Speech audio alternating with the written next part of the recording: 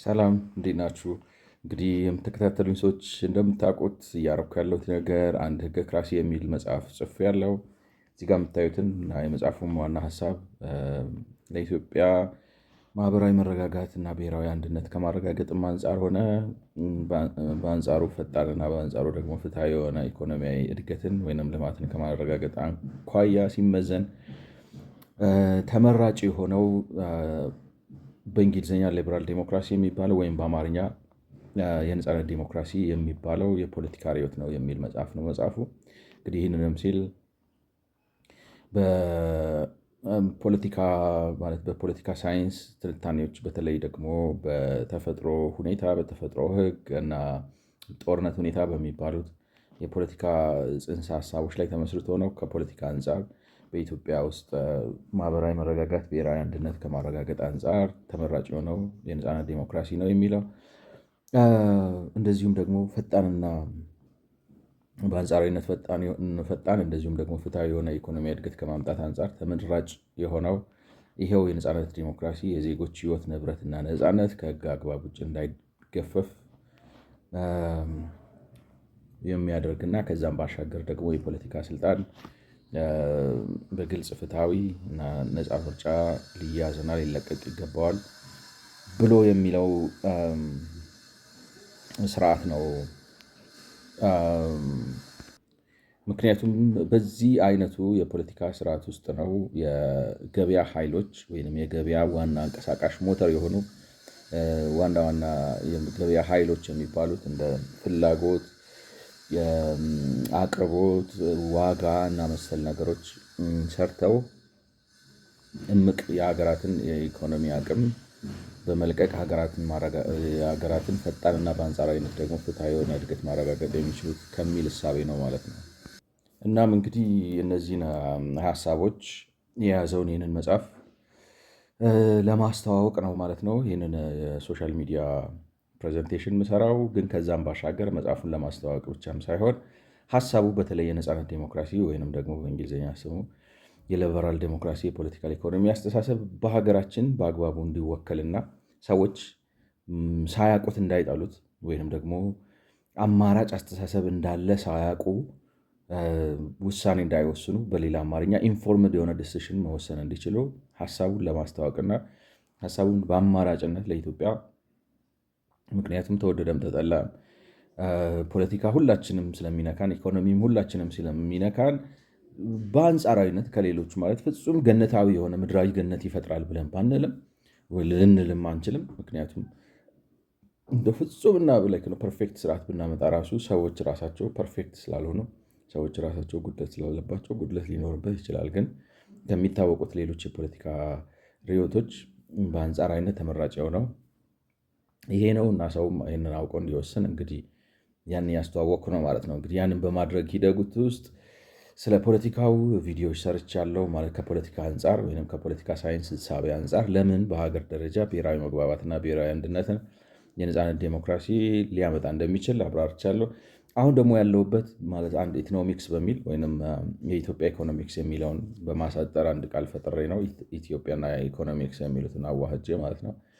ኢኮኖሚክስ በሚል ተከታታይ እያደረኩ ያሉት ከኢኮኖሚ ሳይንስ አንጻር ለምን የነፃነት ዲሞክራሲ ወይም ሊበራል ዲሞክራሲ ለኢትዮጵያ በአንጻራዊነት ፈጣን በአንጻራዊነት ደግሞ ፍትሐዊ የሆነ የኢኮኖሚ እድገት ሊያመጣ እንደሚችል እያብራራው ነው።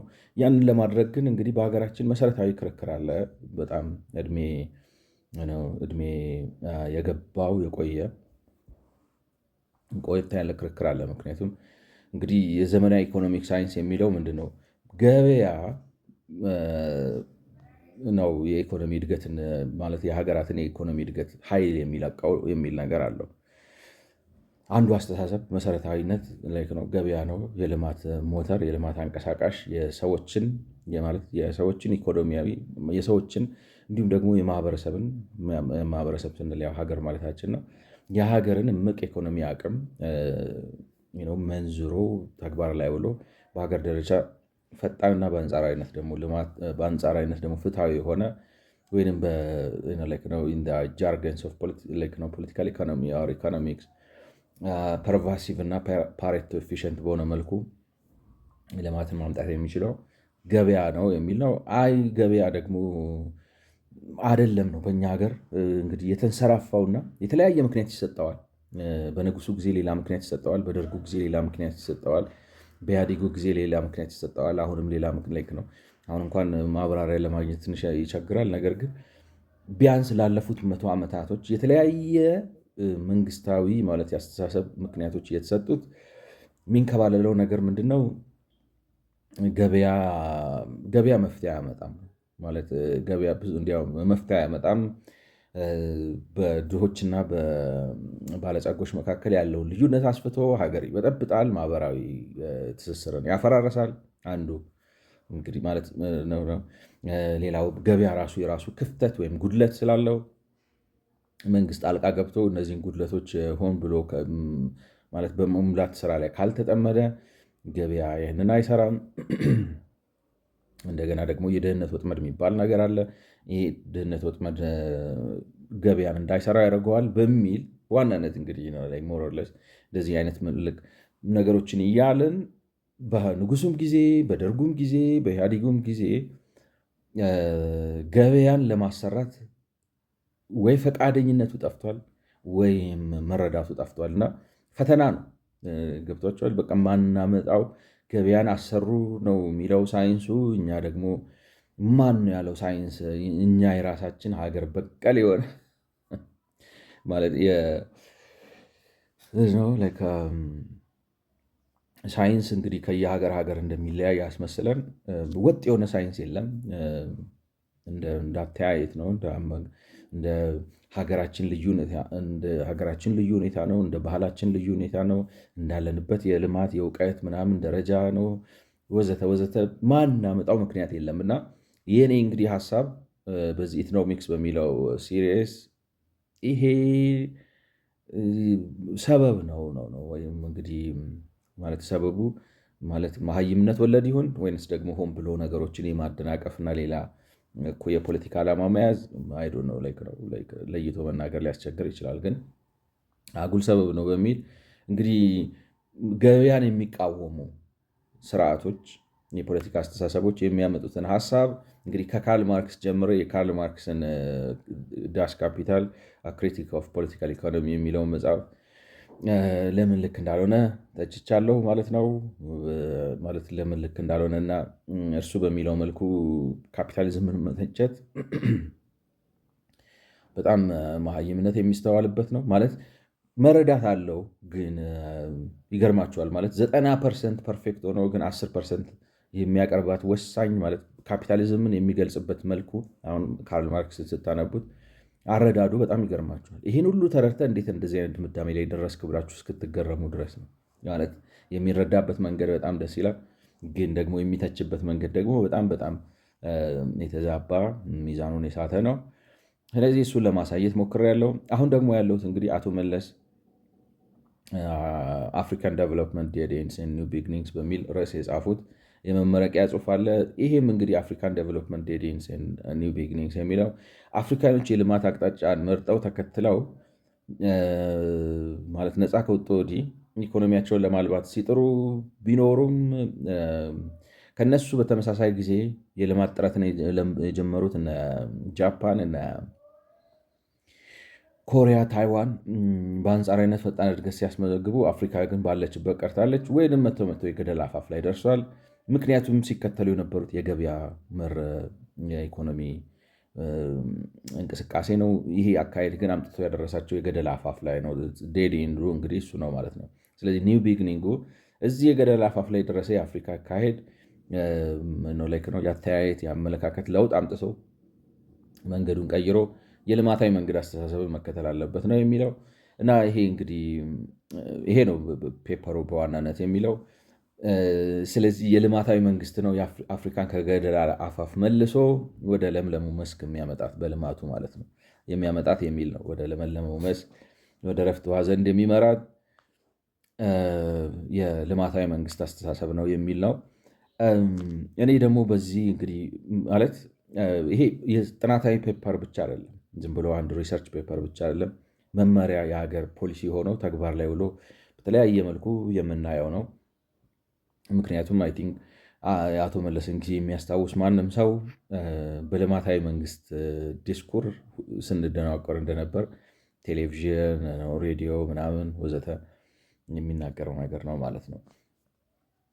ስለዚህ ዝም ብሎ ፔፐር ብቻ ሳይሆን ተግባራዊ ነገር ያለው በእያንዳንዳችን ህይወት ላይ የራሱን ተጽዕኖ ያሳደረ ነገር ነው። ስለዚህ እሱን ማየት አለብን ወይም እሱን ማየስ አለብኝ ብዬ እሱንም እያየስኩ ነው ማለት ነው። እንግዲህ ያንን ሳረግ ማለት መጽሐፍ ምንድነው ወረቀቱ ወይም ጥናታዊ ጽሑፉ በዋናነት በሶስት ዋና ዋና ክፍሎች ተከፍሏል። የመጀመሪያው የአቶ መለስ የልማታዊ መንግስት አረዳድን ያስቀምጡበት የመጀመሪያዎቹ 7 ቻፕተሮች ናቸው። ግን እንዳልኩት የአቶ መለስ የልማታዊ መንግስት አረዳድ ምንም እንኳን የጃፓኖቹን፣ የኮሪያዎቹን፣ የታይዋንን ከነሱ ተምሬ ነው ወይም በነሱ ሀሳብ መሰረት ነው ቢሉም በታይዋን በጃፓን በተለይ በጃፓን ከተተገበረው የልማታዊ መንግስት አሰራር ጋር እሳቸው ልማታዊ መንግስት ብለው የሚያስቀምጡት ልማታዊ መንግስት ፍጹም የተለየ ነው የሚለውን ለማሳየት ሞክሬያለሁ ነው ወይም ለማሳየት ሞክሬያለሁ ሳይሆን በማሳየት ጥረት ላይ ነኝ። ስለዚህ ልዩ ነው ግን ነው ከመጀመሪያ ከ1 እስከ 7 ያሉት የመጀመሪያዎቹ ጽሑፉ 20 ምዕራፍ ነው ያለው። የመጀመሪያዎቹ 7 ምዕራፎች ይህንን ነው የሚሉት ማለት ነው። የሚቀጥሉት 6 ምዕራፎች አይ ቲንክ ከ9 ወይ ከ8 እስከ 13 ያሉት ደግሞ እንግዲህ የታይዋን እና የኮሪያን ልምድ ወስደው ታይዋንና ኮሪያ በዚህ መንገድ ነው እሳቸው ከምዕራፍ 1 እስከ 7 በገለጹት የልማታዊ መንግስት አረዳድ ማለት በዛ ፍኖተ ካርታ ወይም በዛ ንድፍ መሰረት ሄደው ነው አፍሪካ ቆመው ሲቀር እነሱ ግን በአጭር ጊዜ በ50 ዓመት በ60 ዓመት ዛሬ የደረሱበት የኢኮኖሚ ልማት ደረጃ ላይ ደረሱት ይላል። የመጨረሻዎቹ 7 ቻፕተሮች ከ14 እስከ 20 ያለው አፍሪካ ግን ብለው የአፍሪካን ምሳሌ አንስቶ እንዴት አፍሪካ በግብርናው በምኑ ቆማ እንደቀረች ያሳያል። እና ይህም እንግዲህ የመጀመሪያው የሚሉት ምንድነው ነፃ ገበያ ማህበራዊ እሴትን አይገነባም። እንግዲህ ያ ፍጹም የተሳሳተ ወይም የኒዮሊበራል ፖለቲካል ኢኮኖሚክ ቲንኪንግ ወይም እሳቸው የገበያ አክራሪነትም ይሉታል ማርኬት ፈንዳሜንታሊዝም። ይሄ አሰራር ማህበራዊ እሴትን አይገነባም። ብዙ ውሃ እንደማይቋጠርና ብዙም ተቀባይነት ያለው ርዕስ እንዳልሆነ ማብራሪያ ሰጥቻለሁ ከዚህ ቀደም በነበሩት ቪዲዮዎች። ከዛ ቀጥለው ብላክ ቦክስ ኦፍ ዴቨሎፕመንት ነው የሚሉት ምንድነው ስለ ቴክኖሎጂ አፈጣጠር፣ ስርጭት እና ማላመድ በዚህ ውስጥ ማህበረሰብ፣ መንግስት፣ ዓለም አቀፍ ግንኙነት ያለውን ድርሻ የኒዮ ሊበራል ፖለቲካል ኢኮኖሚ አያብራራም፣ አይተነትንም። ይህም ነው ዝም ብሎ የማያውቁት ነገር ላይ ዝም ብሎ መዘባረቅ ነው በሚል እንግዲህ በገባኝ መልኩ ለማስቀመጥ ሞክሬያለሁ። ከዛ ምተው ማርኬት ፌሊየር አለው ማለት ማርኬት ፌሊየር እስፔሻሊ ማለት የገበያ ውድቀት የሚባለው ነገር ምንም እንኳን በሁሉም ገበያዎች ውስጥ ያለ ነገር ቢሆንም እንደ አፍሪካ ባሉ ወይንም ደግሞ እንደ ኢትዮጵያ ባሉ ታዳጊ ሀገራት ወይንም ከእድገት በታች ያሉ ማለት ኋላ ቀር የሚባሉ ሀገራቶች ውስጥ ገበያ ክፍተቱ ሰፊ ስለሆነ ማርኬት ራሱ ይስራው ማለት ገበያው ራሱ የታለ ወንፊት ሆኖ የለም ወይ ነው እና በወንፊት ውሃ አይቀዳም አይነት ነገር ነው። ገበያው ወንፊት አለ በወንፊት ውሃ አይቀዳም፣ በወንፊት ምግብ ነው ምንድነው ስንዴ ነው የሚጣራው እና ለመረዳት ነው ብዬ እንግዲህ እሱንም ለማብራራት ሞክሬያለሁ። አሁን አራተኛው ደግሞ እንግዲህ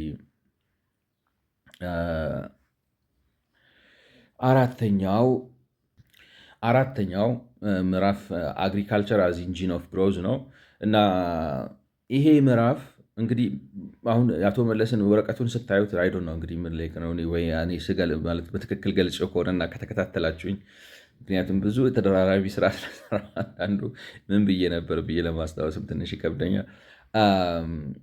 የሚያደርጉት ምንድን ነው መሰላችሁ?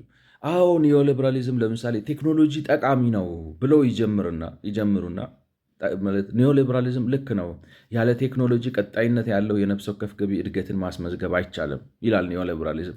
ይሄም በማለቱ ኒዮሊበራሊዝም በጣም ልክ ነው ብለው አወድሰው ይጀምሩና ከዛ ግን ያላየው ነገር አለ፣ ያልተገነዘበው ነገር አለ፣ አይኤምኤፍ አልገባውም፣ ወርልድ ባንክ አልገባውም ብለው ይህንን አላየውም። ስለዚህ ሀሳቡ ጅማሬው ጥሩ ነበር ግን ጥልቀት የለውም ብሎ ማጣጣል አካሄዱ ማለት ነው።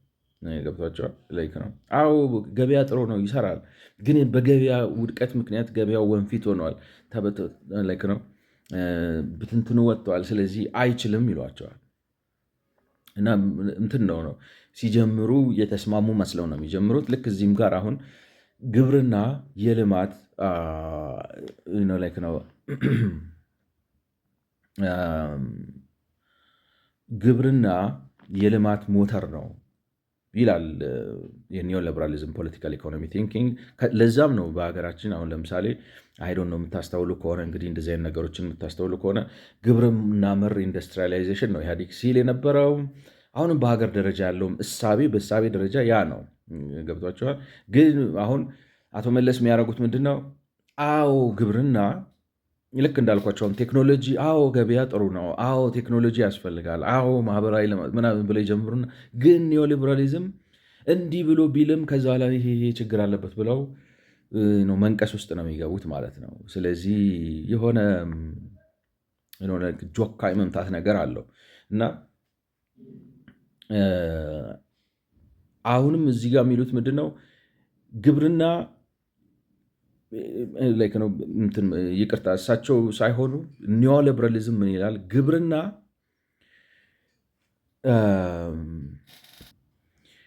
ግብርና በተለይ እንደ ኢትዮጵያ ላሉ እና ማለት እምቅ ያልተመነዘረ ሊመነዘር የሚችል እና ከፍተኛ ጥቅም ሊያመጣ የሚችል የግብርና አቅም ላላቸው እምቅ በሰውም ሆነ በተፈጥሮ ሀብትም ደረጃ እንደዚሁም ደግሞ ግብርናው ካለመዳበሩ የተነሳ ከፍተኛ ቁጥር ያለውን የህብረተሰብ ክፍል አሰማርቶ የያዘ ግብርና በሚኖርበት ጊዜ እነዚህ ሁለት ሁኔታዎች ተከስተዋል ማለት የዛ ሀገር የልማት ደረጃ ኋላ ቀር ነው ማለት ነው። ምክንያቱም አንድ ሀገር አደገች የሚባለው ግብርናው በጣም ምርታማ ሆኖ እምቅ አቅሙን ኤክስፕሎይት አድርጎ መንዝሮ፣ ነገር ግን በግብርና ላይ ያሰማራቸው ሰዎች ቁጥር ጥቂት ሲሆን ነው ማለት ነው። አሁን ባለን በዘመናችን እሳቤ መሰረት ግብርና በቃ እንትኑ አወቃቀሩ ስትራክቸሩ ይሄን መምሰል አለበት እና እንደዚህ በሆኑ ሀገሮች ውስጥ በኋላ ቀር በሆኑ ነገር ግን የግብርና እምቅ አቅም ባዘሉና እዛ እምቅ አቅም ባለው ግብርና ውስጥ ግን ከግብርና ካለመዳበሩ የተነሳ ብዙ ሰዎችን አሰማርቶ ያለ ሀገር ባለበት ሀገር ውስጥ ግብርናውን ማሳደግ የመጀመሪያው ቀዳሚው የእድገት ሞተር ነው የሚለው ሊበራል ዴሞክራሲ። ይህንንም የእድገት ሞተር ነው ይላል ማለት ነው። እና እንግዲህ ይሄንን የሚልበት የራሱ ምክንያት አለው። ለምንድን ነው ግብርናው ወይም ማብራሪያ ይሰጣል ማለት ነው። ግብርና እንደ ኢትዮጵያ ባሉ ሀገራት ውስጥ የመጀመሪያው እድገትን የሚያስጀምረው የመጀመሪያውን ማለት ይጀመር እድገት ልማት እና ስልጣኔ ይጀመር ብሎ ያንን የሚያስጀምረውና የሚያስችለው የግብርና ልማት ነው የሚልበት የራሱ ምክንያቶች አሉት። እና ከሚልባቸው ምክንያቶች አንዱ ምንድን ነው ማለት እንግዲህ አንዱ ብቻ ሳይሆን ልንዘረዝራቸው የምንችላቸው 6 ምክንያቶች አሉ። አንደኛው እንግዲህ ግብርናው ሲያድግ፣ ግብርናው አደገ ማለት ምን ማለት ነው? ዘመናዊ ቴክኖሎጂ ተጠቅሞ በትንሽ ጉልበት በሄክታር የምርታማነቱን መጠን በከፍተኛ ደረጃ መጨመር ማለት ነው። ይሄንን ሲያደርግ ለዕለት ምግብ የሚሆኑ የምግብ ምርቶችን ዋጋቸውን በከፍተኛ ደረጃ ይቀንሳል ማለት ነው። ይሄንንም በማድረጉ ማለት የምግብ ዋጋ ይቀንሳል። አንድ ትልቅ ኢንጂን የሚሆነው የምግብ ዋጋ ሲቀንስ በልዩ በሆነው የምግብ ባህሪ ምክንያቱም ማለት ምግብ የሰው ልጅ ገቢው በጨመረ ቁጥር አበላሉ እየጨመረ አይሄድም። ስፔሻሊ የሆነ ደረጃ ላይ ስትደርሱ የገቢያችሁ ትንሽ አካል ነው የሚሆነው። ስለዚህ ያ ሲሆን ብዙ ዲስፖዘብል ኢንካም እንዲኖራችሁ እና ያ ዲስፖዘብል ኢንካም ለምሳሌ ከገቢያችን 15%ን ብቻ ለምግብ የምናውል ከሆነ 85% ኪሳችን ውስጥ ይቀርና ያ 85% ኪሳችን ውስጥ የሚቀረው ብር ለተለያየ ነገር ልናውለው እንችላለን። ያንን በማድረጋችን ለካፒታል ፈጠርን ማለት ነው ባጭሩ።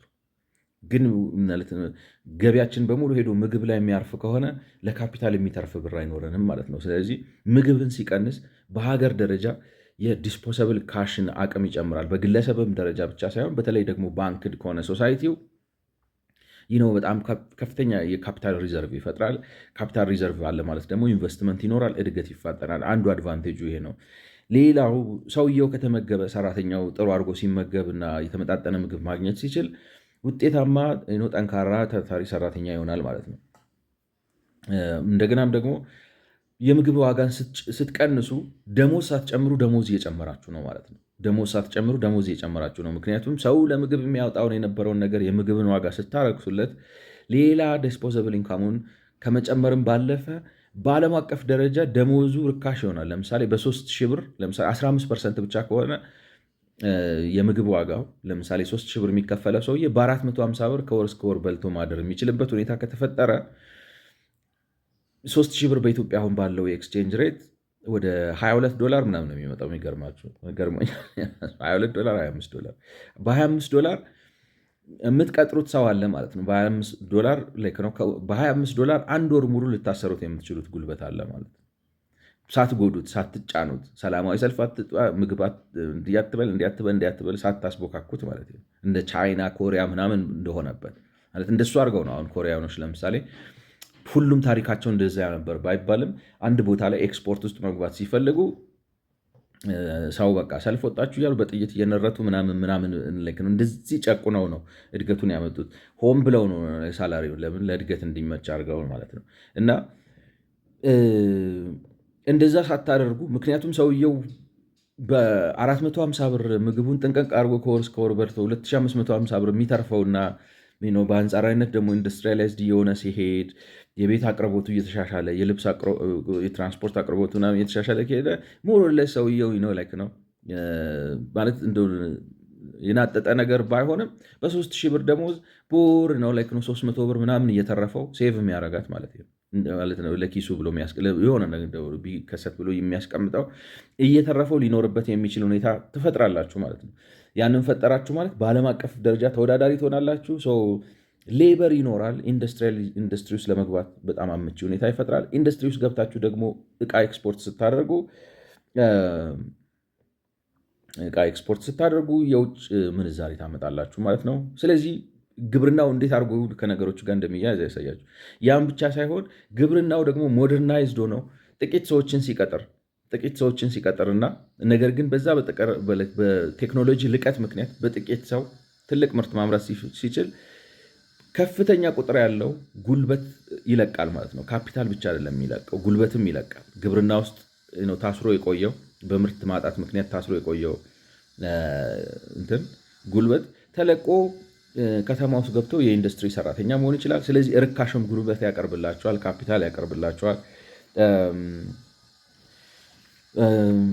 ካፒታል ያቀርባል። ካፒታል የሚያቀርበው ደግሞ እንዳልኳቸው አሁን ለምሳሌ በዓለም አቀፍ ደረጃ ተወዳዳሪ ሰራተኛ መፍጠር ካስቻላችሁ በዋጋም በምግብም በምንም አመቻችቶ ያን አድርጎ መፍጠር ከቻለ ኤክስፖርት አድርጋችሁ የውጭ ምንዛሪ መጠናችሁን እንድታሰፉ ይረዳል። ከዛም ባሻገር ኤክስፖርት የሚደረጉ እህሎችም ላይ ይሰማራል ግብርናው ማለት ሞደርናይዝድ እየሆነ ሲሄድ እዚህ ሀገር ለሚበሉት ምግቦች ብቻ ሳይሆን ኤክስፖርት የሚደረጉ የተለያዩ ጥራጥሬዎችን የተለያዩ ምርቶችን አትክልትም ሊሆን ይችላል፣ ፍራፍሬም ሊሆን ይችላል፣ አበባም ሊሆን ይችላል፣ ዋሬቨር መኖም ሊሆን ይችላል። ብቻ ምንም ይሁን ኤክስፖርት የሚደረግ ነገር አምርቶ ኤክስፖርት ያደርጋል።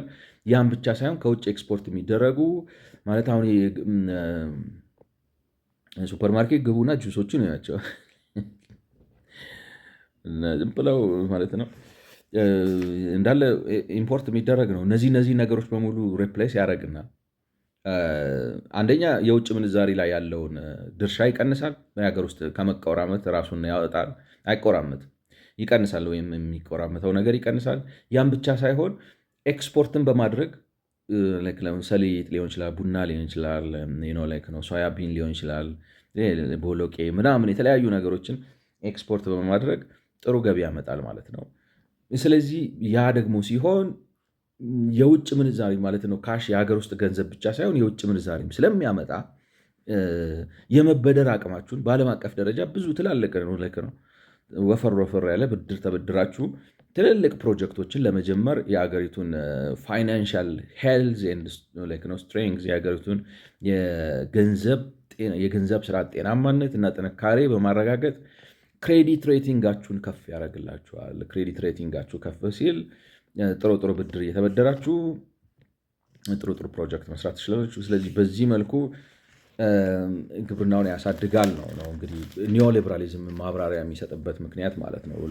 ወይም ኒዮሊበራሊዝም ግብርና እንደ ኢትዮጵያ ባሉ ሀገራት እምቅ ግብርና አቅም ባላቸውና ያ እምቅ አቅም ባልተመነዘረበት፣ ስለዚህም በውስጡ ደግሞ ብዙ ሰው ቀጥሮ በያዘበት ሀገር ግብርናን እድገት ማረጋገጥ የሀገራቱን በቃ ነው እድገትን የሚያመጣው እሱ ነው። ፕራይመሪ ኢንጂን ኦፍ ግሮውዝ ነው። ያው እንግዲህ አቶ መለስ ግን ገቡና የገበያ ጉድለቱ አለ፣ ገበያው ወንፊት ሆኗል ይሏቸዋል። የድህነት ወጥመዱ አለ ይላቸዋል። በሀብታምና በድሃ መካከል ያለውን ገበያውን ስንለቀው ይሄን ክፍተት ይፈጥራል። ስለዚህ አይሆንም ነው የሚሉት። በኋላ ወደዛ እመጣለሁ። እኔ አሁን የፈለግኩት ምንድን ነው መጀመሪያ ኒዮሊበራል የሚባለው ፓራዳይም ወይም የአስተሳሰብ ፍኖተ እሳቤ የአስተሳሰብ ስርዓት ግብርና እንደ ኢትዮጵያ ላሉ ሀገራት ቀዳሚው የልማት ኢንጂን ነው ብሎ ሲል ከዚህ ተነስቶ ነው። እና ይህንን ያልኳችሁን ነገር ከጃፓንም ልምድ አምጥቼ ያሳያችኋለሁ ብዬ ነበር። ማለት ጃፓንም አሁን ዛሬ የማደርገው እሱን ነው። እንግዲህ ጃፓንም በዋናነት አግራሪያን ከሚባል ሶሳይቲ ወጥታ ዛሬ ኢንዱስትሪላይዝድ የሆነችው ግብርናዋን በማልማት ነው። መጀመሪያ የተጀመረው ከግብርናው ኢንዱስትሪላይዝ ነው፣ ግብርናውን ከማልማትና አቅሙን ከመልቀቅ ነው የሚል ነገር ነው። ያንን እንግዲህ ፕሬዘንቴሽን አቀርብላችኋለሁ በዛ ላይ ብዬ ነበር። እና ማለት የተለያዩ ሪሶርሶች አሉ፣ ግን ነው ፋይን ቲዩን ሳደርገው መጀመሪያ ላይ የጃፓንን ብቻ ሳይሆን የጃፓንና ራሻም የሚል ፔፐር አገኘው እና ፔፐሩ ጥሩ ስለሆነ ስለዚህ ምንም እንኳን በጃፓን ላይ ቢያተኩርም የተወሰነ ነገር የራሻንም ይዳስሳል። ስለዚህ ጃፓንና ራሻ ኢንዱስትሪላይዝድ የሆኑት በነገራችን ላይ ኢንዱስትሪላይዝድ የሆኑት ማለት ነው ጃፓንና ራሻ ሌት ካመርስ ናቸው። ኢንዱስትሪላይዜሽን ፕሮሰስ ማለት አርፋጅ ናቸው።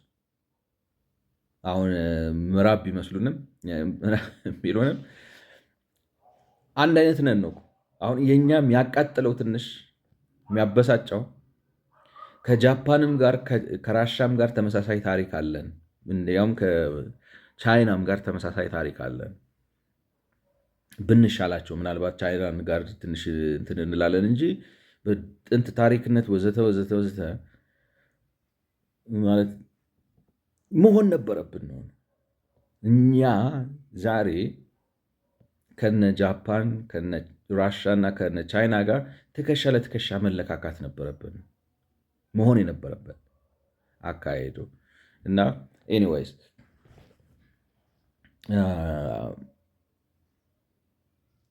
ስለዚህ አሁን ማለት ያገኘሁት ፔፐር ሁለቱን የሚነካ ነው። ማለት ራሻም ሌት ካመር ነች።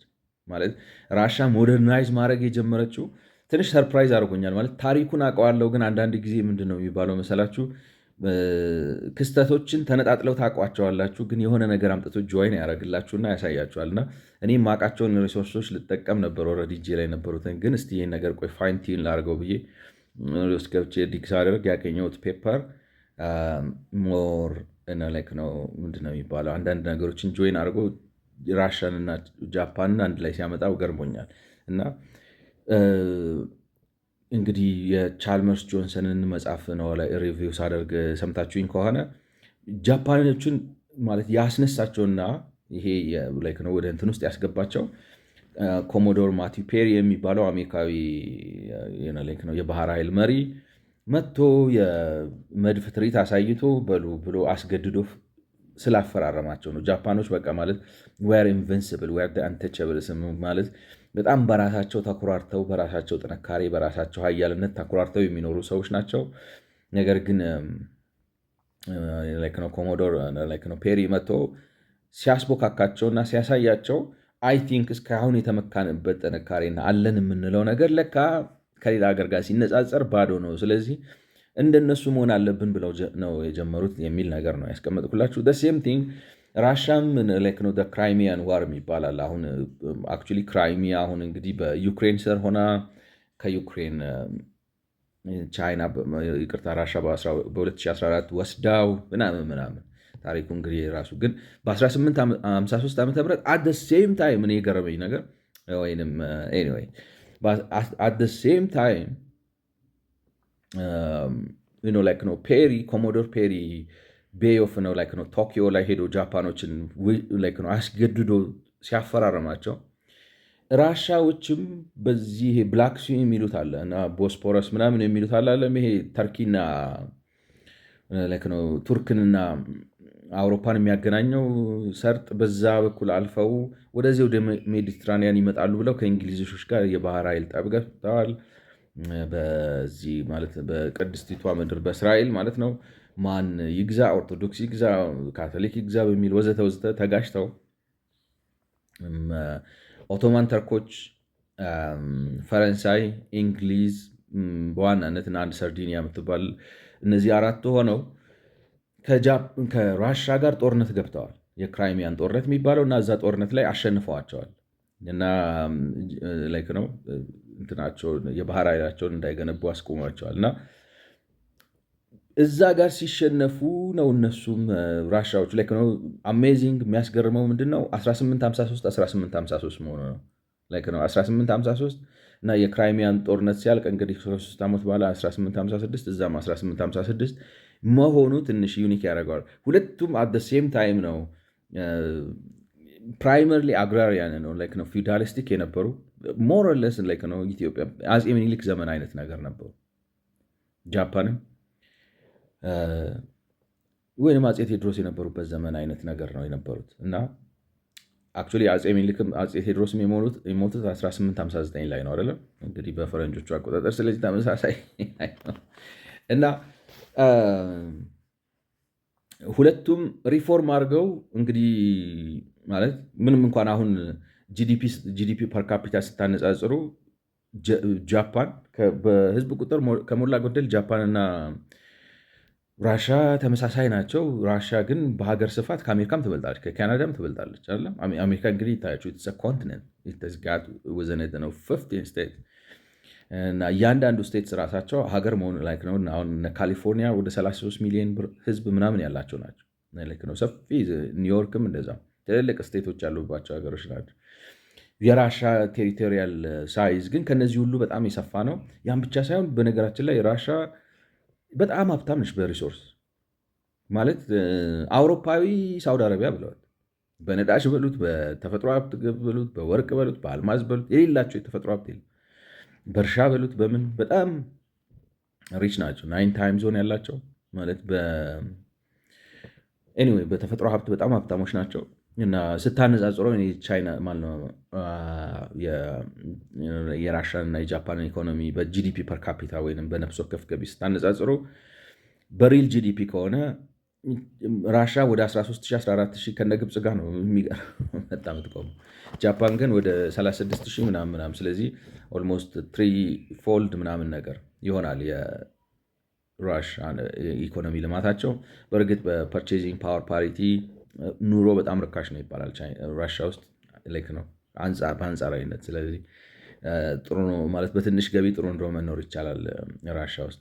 ግን ቢሆንም ማለት ልል የፈለግኩት ምንድን ነው ምንም እንኳን ማለት አንድ ለአንድ ንጽጽር አንድ ሰው ሲያደርግ ኦብጀክቲቭሊ ሲደረግ የጃፓን ኢኮኖሚ ከራሻ በጣም የተሻለ ቢሆንም ግን ራሻ አሁን ላይክ ነው ለብዙዎቻችን በቃ የሆነ ልዕለ ሀያል ሀገር ነው አይደለም። ግን ሌት ካመር ነች ነው ሞስት ኢምፖርታንት ቲንግ ሌት ካመር ነው። ካቻፕ ዴቨሎፕመንት ነው የሰሩት ከ1850 ምናምን በኋላ ነው እንጂ እስከዛ ድረስ በቴክኖሎጂ ሲነጻጸሩ ከነ እንግሊዝ ከነ ምናምን ኋላ የቀሩ ናቸው። በነገራችን ላይ ኢቭን የሚባለው በራሻ አብዮቱ ራሱ የነ ሌኒን አብዮት የተሳካው ለምንድን ነው? ዴሞክራቲክሊ ጠንካራ መንግስት ስላልነበረ። አብዮት እኮ ማለት ማርክሲዝም እኮ ተሞክሯል። ያልተሞከረበት አውሮፓ ውስጥ እንግሊዝ ውስጥ ተሞክሯል፣ ጀርመን ውስጥ ተሞክሯል፣ ፈረንሳይ ውስጥ ተሞክሯል፣ ጣሊያን ውስጥ ተሞክሯል፣ ስፔን but it took foothold and become later the global headquarters for Comintern or Communist International, because there was no strong democratic governmental institutions in the then Russia. በአብዛኛው ፒዘንት ነው የነበረው፣ ግን ሪፎርም አድርጎ ነበር። ኤኒዌይ ዋናው ሀሳቢ ምንድን ነው? ሁለቱ ሀገራቶች ሪፎርም አድርገው ማለት ግብርናቸውን ሪቮሉሽናይዝ በማድረግ ነው ኢንዱስትሪያላይዜሽን መሳካት የቻሉት። ማለት እንዳልኳቸው አሁን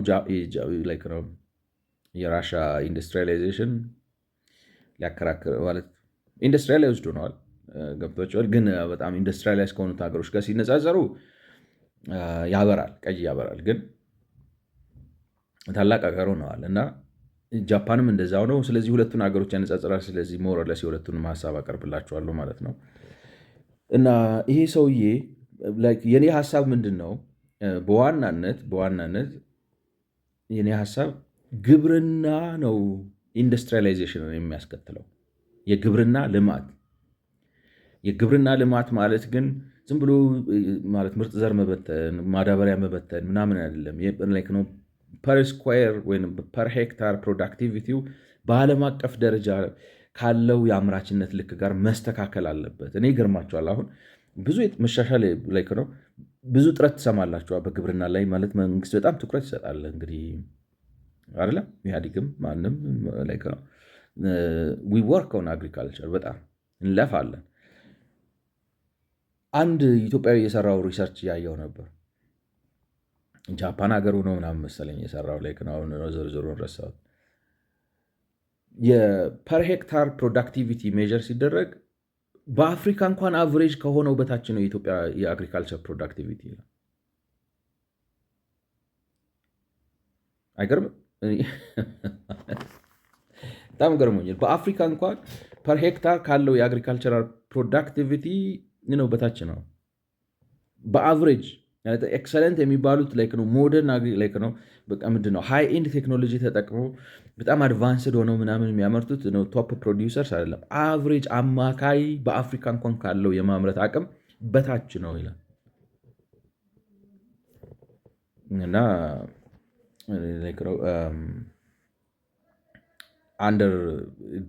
አንደር ፐርፎርም እያደረገ ነው። እና አርጊመንቱ እንግዲህ ኒዮሊበራሊዝም የሚለው ምንድን ነው? አግሪካልቸሩን ካለማኸውና ፐር ሄክታር ፕሮዳክቲቪቲውን ከጨመርከው ቅድም ያልኳቸውን ነገሮች በማስከተል አገር ያለማል። በቃ ነው መውጫው መንገዱ እሱ ነው።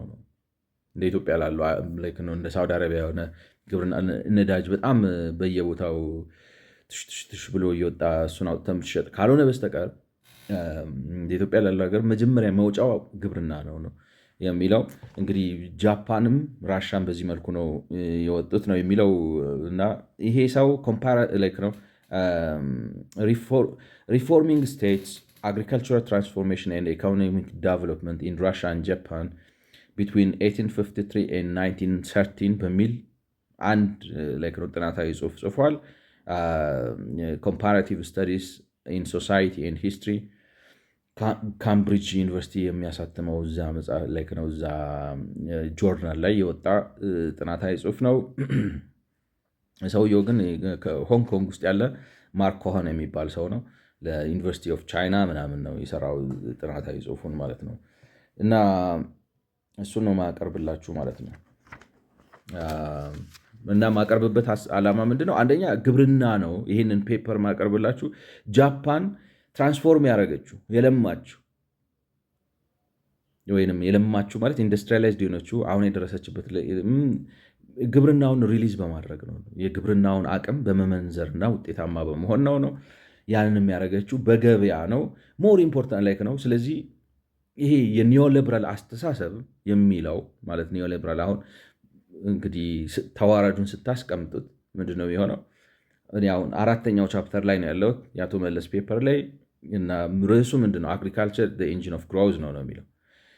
ይሄን የሚለው ኒዮሊበራሊዝም ነው። እሳቸው ይህን ይላል ይሉና ከዛ ላይ ራሳቸውን ትችት ያቀርባሉ። እኔ ግን መጀመሪያ ላደርግ የፈለግኩት I want us to understand how agriculture is going to be the primary engine of economic development in countries like ours. with unleashed agricultural potential። ስለዚህ እሱን ነው። ከዛም በላይ ግን አይዶ ነው እንግዲህ ከሰሙኝ እንዴትስ ነው እንዴትስ ነው ነው ያችን አቅም የሚመነዝራት የምትወጣው የሚለውንም ነገር የተወሰነ ነገር ለማለት እፈልጋለሁ ማለት ነው። እና እሱ እንግዲህ የሚለው ነው ዝም ብዬ ቶፕ ቱ ባረም ነው ከመጀመሪያው ጀምሬ ያለውን ነገር እያብራራው ልሄድ ማለት ነው። የሚለው ምንድነው? ቅድም እንዳልኳችሁ ክራይሚያ ጦርነት ላይና ቤይ ኦፍ ቶኪዮ ላይ ከደረሰባቸው ሽንፈት የተነሳ ጃፓንና ራሻ ሀገራችን ላይ ነው አሰራራችንን መለወጥ አለብን፣ አለበለዛ የምዕራቡ ዓለም የፖለቲካ ተጽዕኖ ስርና የኢኮኖሚ ጥገኛ ሆነን ነው የምንቀጥለው የሚለው ነገር ገባቸው። ዲፍረንስ ይላል።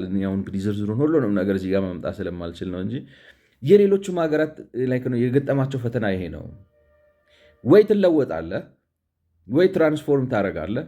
ካልሆነ ግን የነዚህ የተለወጡት ኢንዱስትሪያላይዝድ የሆኑት ሀገራት የፖለቲካ ተጽዕኖ ስርና የኢኮኖሚ ጥገኝነት ስር ነው የምትቆየው። ምርጫው እሱ ነው። ጃፓንና ራሻ ይሄ ገባቸው 1853 ላይ። ስለዚህ ይሄ በድሮ በፊውዳሊዝም በምናምን አይሰራም፣ አያዋጣም ነው። ስለዚህ ሪያሊስቲክ የሆነ ለውጥ አረጉ። ምንም እንኳን ቻይና ራሻዎቹ ትንሽ ነው ቢያመነቱም ምናምን ውስጡ ዝርዝር ውስጥ ገቡ። ብዙ ነገር አለው፣ ብዙ ሳይሆን የራሱ ልዩ ፊቸር አለው። ጃፓንና ራሻ ይሄ አደጋ ገባቸው። ቻይናዎቹ በረዘግተው እነዚህ ሰዎች አይደሉም ምናምን በርቤሪየን ናቸው፣ አረመኔዎች ናቸው፣ ከእነሱ ጋር እንሰራም ብለው በረ ሲዘጉ እንግዲህ በኦፒየም ዋር በምናምን ባለው ነገር ቀጥቀጠው ገብተው ያው እንግዲህ የሆነው ነገር ሆነ ማለት ነው። እነዚህ ራሻና ጃፓን ግን ገና ጫፉ ላይ ሲሸነፉ አውቶማቲካሊ ወደ ሪፎርም ውስጥ ገቡ ነው የሚለው። ያ ነው ማለት ተረዱት። በኢኮኖሚ በፖለቲካ በወታደር አደረጃጀታችን ለውጥ ካላደረግን ይሄ የመጣው አዲስ ለውጥ ልንቋቋመው የማንችለው ነገር ነው። ልንቋቋመው የማንችለው ነገር ማለት ምን ማለት ነው? በኢኮኖሚ በፖለቲካ ተጽዕኖ ስርና በኢኮኖሚ ጥገኝነት ሱራ ያኖረናል ማለት ነው። እና ምን ይላል? the year 1853 was a turning point in the histories of Russia and Japan ማለት በ1853 የሚባለው ዓመተ ምህረት በጃፓን እና በራሻ ታሪክ ውስጥ በቃ ማለት የመገንጠያ ቦታ እንትን ነበር ወቅት ነበር። Revolutions in industry, transportation and weaponry had opened up a decisive gap between advanced powers of the West and agrarian politics like Russia and Japan ማለት በነዛ በምዕራባውያን በሚባሉት ውስጥ በኢንዱስትሪ በትራንስፖርቴሽን እና በመሳሪያ አመራረት ያመጡት እምርታ በጣም ነው ከፍተኛ ሰርጥ ፈጠረ። እነዚህ አግራሪያን በሆኑት እኛ እኮ አግራሪያን ነን አይገርማችሁ? 80% የኢትዮጵያ ሕዝብ ግብርናው ስላለ ኢንዱስትሪያላይዝድ የሆነ ሀገር አይደለም። እና እነዛ ግን ኢንዱስትሪያላይዝድ ሆነዋል ማለት ግብርና ቢኖራቸውም ኢንዱስትሪያቸው በጣም በቃ ነው ዶሚናንት ነው። ስለዚህ ይሄ ገባቸው ነው እንደነሱ ኢንዱስትሪያላይዝድ ካልሆንን እንደዚህ አግራሪያን ሆነን በግብርና ላይ የተመሰረተ ፊውዳሊስት የሆነ ምናምን ስርዓት ይዘን ልንቀጥል አንችልም። ፊውዳሊስት ናቸው፣ እኛም ፊውዳሊስት ነን። እንግዲህ አፄ ቴዎድሮስም የጀመሩት ሪፎርሜሽኑ ከዚህ ጋር የተያያዘ ዘመኑ የሚገርመው ኢት ዋዝ ዘ ሴም። አሁን እንግዲህ አፄ ቴዎድሮስ ለምንድን ነው የወደቁት? ሪፎርም አደርጋለሁ ብለው ግን የሪፎርም አካሄዳቸው በጣም ኃይል ተቀላቀለበት መሰለኝ አይደለም። እንግዲህ ታሪኩን እንደዛ ነው ሰጀስት የሚያደርገው ማለት እንትን አድርጉልኝ እስከ መጨረሻውም እኮ እንግሊዞቹን ወደ ኢትዮጵያ የጠሩት እንግዲህ አንዳንዱ ታሪክ እዚያም ጥቼ አሸንፋቸዋለሁ ነው ልባቸው ተራ እዚያም ጥቼ አሸንፋቸውና እንዲረዱኝ አደርጋለሁ ነው እንዲያሰለጥኑ ቴክኖሎጂ ምናምን የቴክኖሎጂ አንደርስታንዲንጋቸው ልክ እንደመለስ ነገር እና እንደሱ ነው ሀሳቡ። ሰው ይሄ ልዩነት ስለፈጠረ አግራሪያነታቸውን ማቆም አለብን የሚለው ነገር ፈጠረ። The rulers of the two states found that their country's economies could neither generate the resource needed to match the Western powers military nor compete with them in trade. ስለዚህ የገባቸው ነገር ምንድን ነው? ኢኮኖሚያቸው ተጠናክሮ ያንን አይነት የጦር አቅም ማምረት አይችልም ማለት እንግዲህ ትንሽ እንኳን ስለ ጦርነት ካነበባችሁ ጦርነት ኢዝ ኢኳል ቱ ኢኮኖሚ። ኢኮኖሚ ማለት የማይደግፈው ጦርነት የትም አይደርስም። ዝም ብሎ በጣም ብር እንደ እሳት ነው የሚበላው ጦርነት። ስለዚህ አይሆንም እና ድሮ ነው የገባቸው ይህን። ስለዚህ ኢኮኖሚያችን ጠንካራ፣ ጃፓኖች የምታስታውሱ ከሆነ ስትሮንግ አርሚ ኤንድ ሪች ኔሽንስ የሚል ነው ግባቸው። ጠንካራ መከላከያ ሰራዊት፣ ሀብታም ሀገር። ለምን ሀብታሙ ሀገር ነው መከላከያ ሰራዊቱን የሚመሰረተው ነው። ስለዚህ ነው ከህልውና ጋር ሁሉ ይያያዛል ለማለት ሞክሬያለሁ ከዚህ በፊት። ስለዚህ ገባቸው ኢኮኖሚያቸው አድጎ ጠንካራ መከላከያ ሰራዊት መገንባት አይችልም ባለበት ከቀጠለ በዚህ በግብርና ሰብሲስተንስ በሆነ ከእጅ በሆነው ግብርና ጠንካራ መከላከያ ሰራዊት መገንባት አይችልም። ያም ብቻ ሳይሆን በንግድ ደግሞ ከነሱም ጋር መወዳደር አይችልም። ስለዚህ ይሄ ስትሮንግ አርሚ ኤንድ ሪች ኔሽን የሚባለውን ኦብጀክቲቭ which is detrimental to the sovereignty, right, and sovereignty and continuity of a given nation achieve ማድረግ አይችሉም ማለት ነው። ስለዚህ ያ ነገር አላርም አረጋቸው። This was a situation that at different points in the 19th century, if not before, confronted nearly every one of the agrarian societies that still dominated the globe. ሁኔታው ይሄ ነው። በቃ ነው ተመሳሳይ ጥያቄ ሌላውም ይሄ በግብርና ዶሚኔትድ የሆነ ሶሳይቲ ማለት አሁን እንደ ኢትዮጵያ ባሉ ሀገራቶች ነው አይደለም ስንጀምር ያለው እንደ ኢትዮጵያ ባሉ ሀገራቶች። ስለዚህም እምቅ የግብርና አቅም ባላቸው ግን ያ እምቅ የግብርና አቅም ስላልተመነዘረ በውስጡ ከፍተኛ ኋላ ቀር በሆነ መልኩ ብዙ ጉልበት አሰማርቶ ባለ ግብርና ውስጥ ግብርናውን ማነሳሳትና ነው ፍጽምና ላይ ማድረስ ወይም ፐርፌክት ነው ኮምፒቲቲቭ ማድረግ በዓለም አቀፍ ደረጃ እሱ ነው የቀዳሚ የሆነው የእድገት ኢንጂን ነው ያልነው አይደለም። ስለዚህ ጥያቄው ደሴም ነው አሁን ማለት አሁን በዓለም ላይ ብዙ አግሬሪያን የሆኑ ማለት እንደ ኢትዮጵያ ያሉ ኢኮኖሚያቸውን ፕራይመርሊ ዶሚኔት ያደረገው አግሪካልቸር የሆነ ከ50% በላይ ህዝባቸውን የሀገራቸውን ህዝብ በአንድም በሌላ መልኩ አሰማርቶ ደጉሞ ይዞ እያኖረ ያለው ግብርና በሆነባቸው ሀገራቶች ውስጥ ጥያቄው ይሄ ነው። ትለወጣለህ ወይስ ትረግጣለህ ነው። ለቃሉ ይቅርታና ነው ምርጫው ይሄ ነው። ትለወጣለህ ወይስ በእነዚህ ሀብታም በሆኑት ሀገራት ነው ስትሮንግ አርሚና ሪች ኔሽን በሆኑት ሀገራት የፖለቲካ እንትን ስር ጫናና የኢኮኖሚ እርዳታ ጥገኝነት ውስጥ ትኖራለህ ወይስ በፍጹም ይህን አልፈልግም ብለህ ትለወጣለህ? ጥያቄው ኦፍኮርስ የሚፈልገው ሰው የለም። ግን ማለት አሁን ምርጫ ቢሰጠው ማንኛውንም የአፍሪካን ሀገር ብትጠይቁት በበለጸጉት ሀገራት የፖለቲካ ጫናና በኢኮኖሚ ጥገኝነት ስር ትኖራለህ ወይስ ራስን ትችላለህ ብትሉት ሁሉም ሰው ራሴን ነው የምችለው። ጥያቄው ግን ይሄንን አደጋ አንደርስታንድ አድርጎ ኦፖርቹኒቲውን አንደርስታንድ አድርጎ ኤክስፕሎይት ማድረግ ይቻላል። ማን ነው ጥሩ ስዎት አናሊሲስ፣ ስትሬንግ፣ ዊክነስ፣ ኦፖርቹኒቲ ትሬት አናሊሲስ ሰርቶ ራሱን ትራንስፎርም የሚያደርገው ነው። የጃፓንና የራሻን ልዩ የሚያደርገው በዓለም ላይ ከነበሩት ነው። ቻይናዎችም ይህን ጥያቄ ተጠይቀዋል። ቻይናዎች ግን በኋላ ኒክሰን እስኪመጣ እስከ 100 ዓመት በኋላ ድረስ አልመለሱት። ወፍ በወንጭፍ ሲገሉ ነው የነበሩት ከማወጋው ነው። ገብቷቸዋል። ምንም አላመጡም። በቃ ሀገራቸውን በሳይክል ክሊል ማለት ጆሯቸውን ነበር የሚያደነቁሩት አሉ።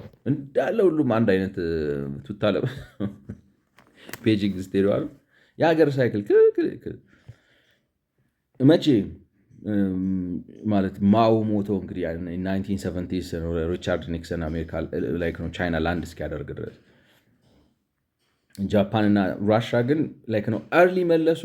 ስለዚህ ግሎባል ኮምፒቲቲቭ ፓወርስ ነው የሆኑት ራሻም ጃፓንም ማለት ነው። እና ቻይናዎችም ያን ጥያቄ ተጠይቀው መልሰውታል። ሌላው አፍሪካና በተለይ ደግሞ እውነቴን ነው የምላችሁ ይሄ ነው አጉል የኢትዮጵያ ስፔሻሊቲ ምናምን ነው የኢትዮጵያ ማቴሪያል ሂስቶሪካል ነው ኤጁኬሽን ሳይኮሎጂካል ስፒሪቹዋል ዋሬቨር ቤስሱ አላት። እነዚህ ዝም ብሎ እነዚህ ግንጥል ጌጥ የሆኑ ዝም ብለው ጉንፋን የወለዳቸው ፖለቲከኞች ማለት በኢትዮጵያ ውስጥ ያለው ማህበራዊ ትስስር የላላ ነው፣ የብሔሮች እስር ቤት ነች ምናምን አፄ ምኒልክ እነሱን አትስሟቸው። ላይ ዝም ብሎ ነው ዝም ብሎ እንዳልኳቸው ነው። ሻዕቢያ ለመገንጠል ሲል እንዴት ብሎ ይገንጠል? እንዴት ብለህ ትገነጠለው? ማን ይሰማሃል ነው። ስለዚህ የሆነ መፈብረክ አለብን። ከዛ ደግሞ ትፈበረክና የሆኑ እንከፍ ሴናተሮች አሉ እዛ አሜሪካ። እነዚህ ጥቁር ሴናተሮች እንግዲህ ምን አድርገዋቸው ቢራ ጋብዘዋቸው ምን አዎ ብለው ብሌሲንግ ሰጡ ነው እንጂ እንትን የለውም ነው። ቤስስ ላይክ ነው። ኢትዮጵያ ፖቴንሻል አላት ጀስት ላይክ ነው ዩኒክ። ሌላው የአፍሪካ ሀገር ሌላ ነገር ልንል እንችላለን። ኢትዮጵያ ግን ሪሊ ፖቴንሻል አለ። እኛም እየተጠየቅን ነው ዛሬ ጥያቄው እና መመለስ አለብን ነው። ግን ያ ነገር ኢንስፓየር አደረጋቸው ነው የሚለው ማለት ነው። እና እንግዲህ እንዴት አድርገው ሰለጠኑ ማለት ወይንም ይሄንን ኦፖርቹኒቲ ዘመኑ አምጥቶ እሱ የሚለው አሁን ምንድነው ዘመኑ አደጋ ከስቷል ይላል። ግን አደጋ ብቻ አይደለም የከሰተው እድልም ነው አብሮ ይዞ የመጣው። ምክንያቱም እድሉ ምን መሰላችሁ? ሌቨሬጅ የሚባል ነገር አሁን ገቢያቸውን ከከፈቱ የውጩን ቴክኖሎጂ ካስገቡ የውጩን አሰራር ካስገቡ ይምለክ ነው። ይሄ ኋላ ቀርነትና አደጋ የከሰተባቸው የማህበራዊ ኢኮኖሚ ሁኔታ ይለወጥና ተሳዳጅ ሳይሆኑ አሳዳጅ ይሆናሉ። ራሻኖች እንደሆኑት በኋላ ጃፓኖች ማለት መጀመሪያ ጃፓኖች እንደሆኑት በኋላ ራሻ ላይ ራሻ እስከ 1991 እኮ ግሎባል ሱፐር ፓወር ናቸው። አሁን እሱን ሪአሰርት ለማድረግ ነው አይደለም። አሁንም ትግሉ ያለው እሱ ነው። ስለዚህ ዘመኑ አደጋ ይዞ መጥቷል። አደጋው ምንድን ነው? ዓለም ተለውጧል። አሰራር ተለውጧል። አካሄድ ተለውጧል። ቴክኖሎጂ ተለውጧል። ወታደራዊ ሳይንስ ተለውጧል። የኢኮኖሚ አመራረት ስልት ተቀይሯል። ወየውልህ ነው። ይሄንን ካልሰማ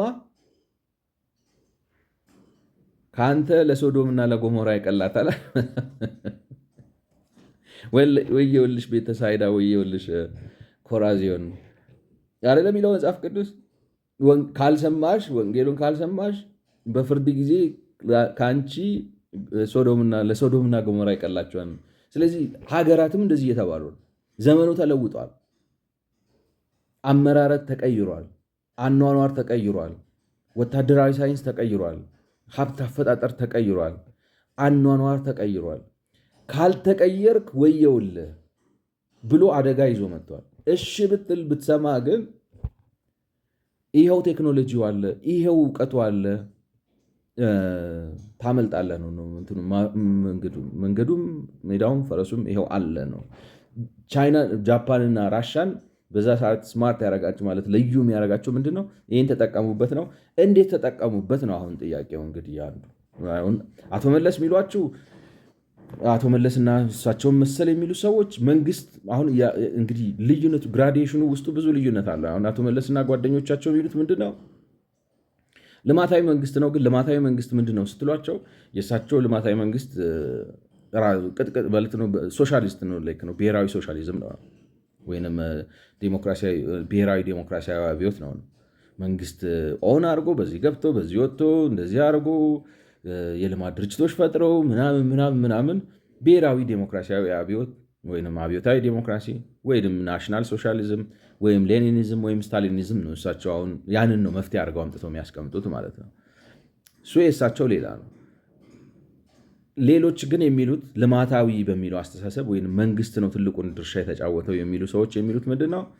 መንግስት ነው ትልቁን ለውጥ ያመጣው። ምክንያቱም ዘመናዊ ቴክኖሎጂን ተጠቀሙ ብሎ ገበሬዎችን በማበረታታት ለምሳሌ አሁን እኛ እንደምናደርገው ምርጥ ዘር በመስጠት ገብቷቸዋል። የአስተራረስ ዘዴ በመስመር ዝራ ገበሬ አይገርማችሁ? ምን የእኛ ሀገር ገበሬ በመስመር ዝራ ተብሎ ስልጠና ይሰጠዋል ብዬ አላስብም ነበር፣ ግን ይሰጠዋል አሉ። ዊች ሚንስ ሲደዝን ነው ማለት ነው። በመስመር ዝራ፣ አፈራርቀ ዝራ፣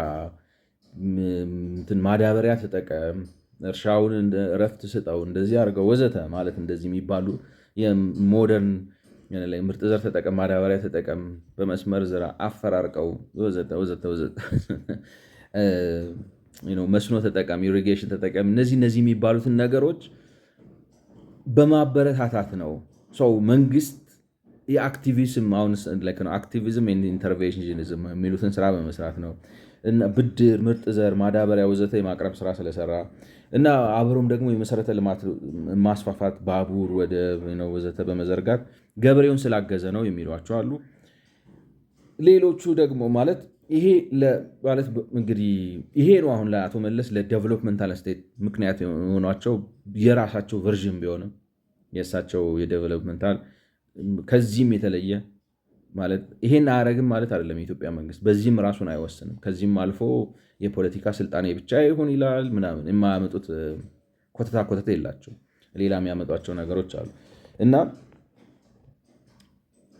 ይሄን በማድረጉ ነው የሚሉ አሉ ማለት ነው። ላይክ ነው የመንግስት አክቲቪዝም ኤንድ ኢንተርቬንሽኒዝም ነው። ግን የአቶ መለስ ሴም ቲንግ ነው። አክቲቪዝም ኤንድ ኢንተርቬንሽኒዝም ይላሉ። ግን አክቲቪዝሙ እና ኢንተርቬንሽኒዝሙ የአቶ መለስ በጣም ይገንና መንግስት ባለጠጋ የሚያደርገው ላይክ ነው። መንግስትን ሶሻሊስታዊ ብሔራዊ ሶሻሊዝምን ያደርጉታል የአቶ መለስ ችግሩ። ግን አንዳንዶች እንደዚህ ይላሉ ነው የሚለው እሱ። እነዚህን ግን ተቃውሞ ብዙ ሰዎች ብዙ ማስረጃ ያቀርበዋል። ያ ሳይሆን ይሄ አሁን ለምሳሌ ማዳበሪያ መስጠት ምናምን፣ ምርጥ ዘር መስጠት፣ ማይክሮ ፋይናንስ ማዘጋጀት፣ በመስመር ዝራ፣ አፈራርቀ ዝራ፣ አቀናብረ ዝራ ወዘት እንደዚህ ያሰለስክ ዝራ ምናምን እሱም ብቻ እሱ አይደለም ነው። ይልቁንም የገበያውን ላይክ ነው ሰው እንዲነግድና እንዲሸጥ እንዲገዛ ፈቅደውለት ነው።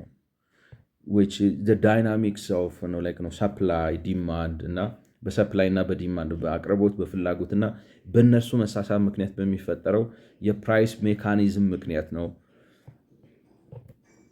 ግብርናውን ሪሊዝ ያደረጉት ይላሉ። የግብርናውን ይሄ ምቃምቅሙን የመነዘሩትና ፈጣን እድገት ያስመዘገቡት ይላሉ ማለት ነው አንዳንዶቹ። አሁን እሱ የሚለው ነገር እኔ እንደው ኢትዮጵያውያኖች በጉዳዩ ላይ ነው ሞር እውቀት ያላችሁ ሰዎች እንድትሰሙትና እንድትመዝኑት እስቲ ምን ያህል ቦታ አለው ብላችሁ እንድትመዝኑት የምፈልገው ነገር ምንድን ነው? ገበያ ራሱ ይሄ ገበያ ነው ልማት ያመጣው የሚለው ገለጻ በራሱ በቂ ገለጻ አይደለም። ሚስ ያደረገው ፋክተር አለ።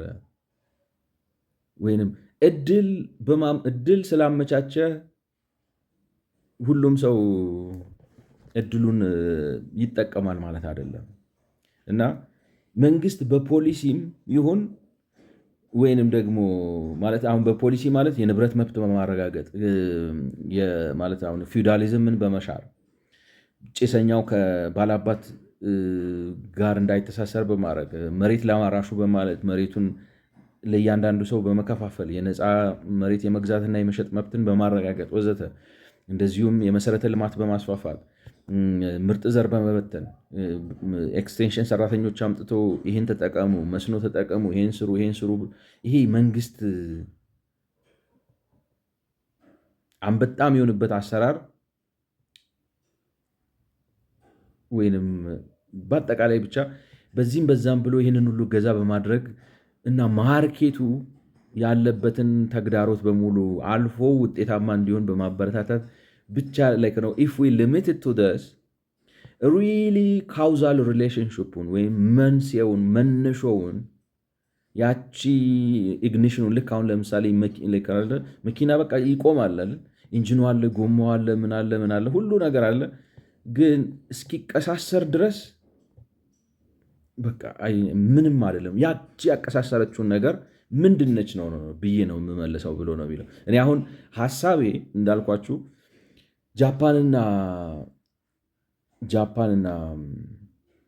ራሻ ኢንዱስትሪያላይዜሽን ውስጥ የገቡት ግብርናቸውን በማልማት ነው የሚለውን ሐሳብ ላይ መረጃ ለማቅረብ ብቻ ነው ይህንን ማቀርበው በዚህ ኮንቴክስት ማለት ነው። በዚህ አውድ ግን ከዛም ባሻገር እንዴት የምትለዋን ነገርም ለመመለስ ነው ማለት ነው።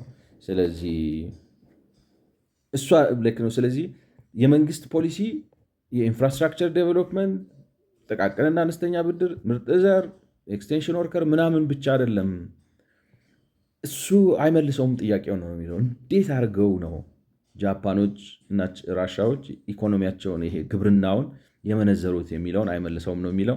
በሚቀጥለው ቪዲዮ እንግዲህ እንዴት እንደመለሱት ነካ ነካ ለማድረግ ሞክራለሁ። እዚህ ጋር ሰዓት ይገድበኛል። ስለሰማችሁኝ አመሰግናለሁ። ወደሚቀጥለው ቪዲዮ አልፋለሁ ማለት ነው። ቴንኪው